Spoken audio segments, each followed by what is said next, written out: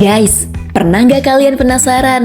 Kenapa sih bendera putih bisa jadi simbol buat menyerah, gencatan senjata, sampai perdamaian? Sejak kapan ada konsensus seperti itu? FYI, bendera putih nggak cuma buat tanda menyerah. Bendera putih juga digunakan sebagai lambang universal untuk penanda gencatan senjata dalam situasi konflik. Di medan perang, orang yang mengibarkan bendera putih harus dilindungi dan tidak boleh diserang. Beda lagi kalau dalam olahraga.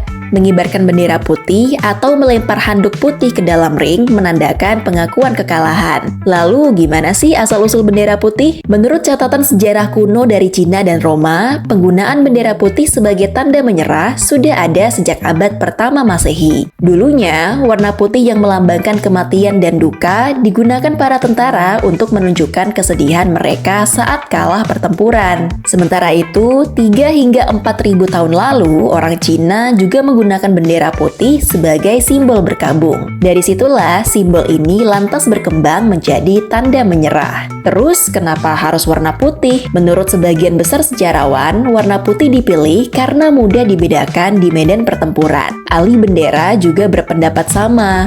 Warna putih polos dianggap kontras dengan bendera berwarna lainnya. Seiring berjalannya waktu, bendera putih pun menjadi simbol yang diakui secara internasional. Tidak hanya sebagai tanda menyerah, tapi juga tanda mulai gencatan senjata dan negosiasi. Bahkan di masa lalu, pasukan pembawa berita membawa tongkat putih dan panji-panji untuk membedakan diri dari para pejuang. Berbagai arti bendera itu akhirnya dikodifikasikan dalam Konvensi Den Haag. Bendera putih diabadikan sebagai tanda perdamaian pada Konvensi Jenewa. Namun, sengaja menggunakan bendera putih untuk berpura-pura menyerah lalu menyergap musuh itu juga dilarang keras ya. Nah, ternyata ada sejarah panjang di balik penggunaan bendera putih ini ya guys. Tulis pendapat kalian di kolom komentar.